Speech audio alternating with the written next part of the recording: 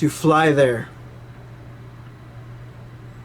So that's still, and I will not even be able to ship my furniture over there or anything like that. So the thing is, how can we figure out a way for a person from LA can go to New York or New York to LA within an hour? An hour is not even that bad. 2 hours is not bad. And a lot cheaper. How do we make it cheaper and how do we make it faster? They did not develop that crap yet, but you can develop it if that's what you want to do. Also, humans should not humans, we're so developed in technology, we don't need to walk anymore. We don't need to run anymore.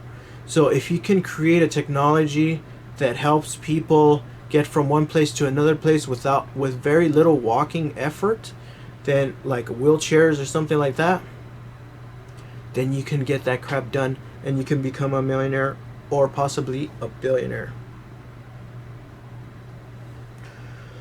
All right, next thing that could potentially make you a millionaire or a billionaire, possibly even a trillionaire. This one is called, I'm calling it alternative energy technology. We all use electricity, and the more electricity that we have, the better. And the cheaper, the better. It's nice to have a flat screen TV, but if you had 10 flat screen TVs, it's a lot better than having just one. And it's good to innovate and make life a lot greater, where like a whole wall could be a television, and it no longer has to be a 60-inch or a 20-inch or a 50-inch. It could actually be a 20-footer television. And then you get to experience the technology of that. But what I was saying was alternative energy. A way you can produce electricity through alternative means. Like instead of, one of the ways we make energy is through dams. Through dams that run through the rivers, and they run through something, and then they create electricity. Another thing is nuclear power. We use nuclear power for electricity. And then I already talked about the fusion technology that's not created, but you could create a different technology that creates energy. It doesn't matter if you throw bananas in a well.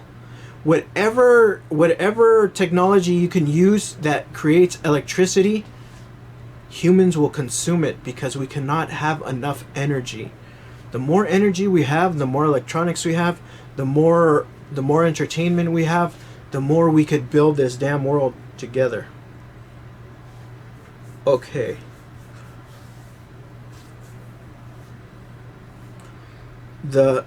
Here's another one. They don't all have to be related to electricity, stuff like that, or engineering. This is another one. Hyper real estate development. Hyper real estate development is basically creating cities or planned out cities or buildings on a huge scale, so that you can house millions of people and also create millions of businesses or potential businesses in one area. Now, I remember going to Bishop, California, and I had to pass. I was from Los Angeles, went from Los Angeles to Bishop. It was about a 4-hour journey, and it was about 3 hours through the desert. And I remember thinking, man, this whole freaking desert is empty. There ain't nobody here. Los Angeles is so small compared to the Mojave Desert. And people are complaining about overpopulation, but you got this whole freaking desert that nobody is actually using or developing in. So if you had hyper real estate technology where you create full blown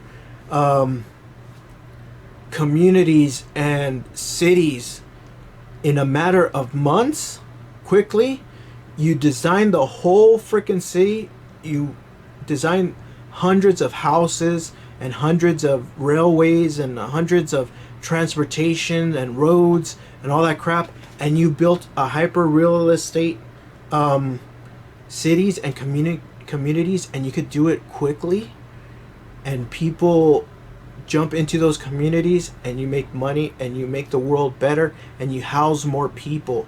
If you can make 1 million homes in a month, you're housing 1 million people in a month. And if you can make it very cheap and affordable and a place for people to live, and also the thing with those cities is you're going to put a city in the Mojave Desert next to Lancaster, next to cities that are a little less underdeveloped and are kind of like a ghetto. That's not the point. Don't make them ghetto. The point is to make them very high end and a place where tourists, where people want to go vacation.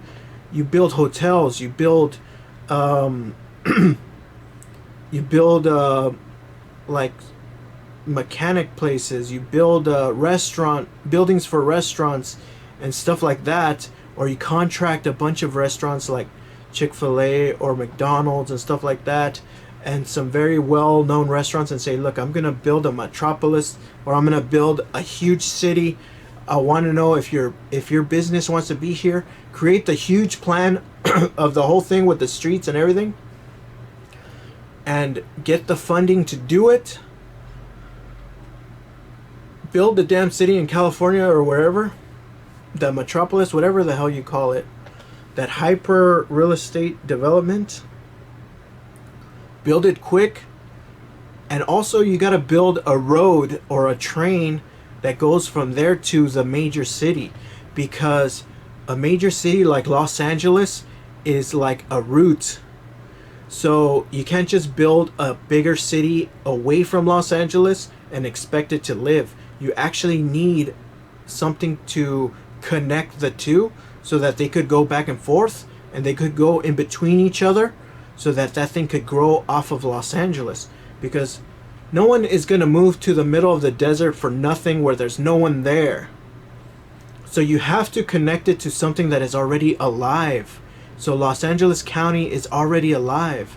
So if you connect that crap to Los Angeles or San Diego or San Francisco, then you're sucking up some of the life from there, and then once it starts growing and it can live on its own, then you can make other metropolises and just grow and grow and grow. But you have to initially have it connected to a city that is already overpopulated and is alive, and it has life, it has an economy, it has a government and stuff like that, just so that in the first few years people could work in Los Angeles, live in that metropolis, and then as it goes and goes and grows, then it'll just start getting better and better. So you need to connect it to life. If you cut it off from Los Angeles, and it's a pain in the ass going to Los Angeles to that metropolis that's by Lancaster, then it's not going to survive, because there's not going to be any jobs there. There's not going to be any money. The money has to come from another place that has money. It's almost like a river. Yeah, you're building a lake, right? But there's no water in there. You're going to have to wait for the rain. But if you carve a branch, or you carve away from a river that has a lot of water to that lake that you're trying to build, then your lake will start to fill with water. I don't know, but that's something that you should figure out if you're interested in that. All right, here's another potential $1 trillion or $1 billion thing that can potentially make you trillionaires and thousands of people millionaires. It's not an ethical one, but it's an idea nonetheless. Weapons technology. Always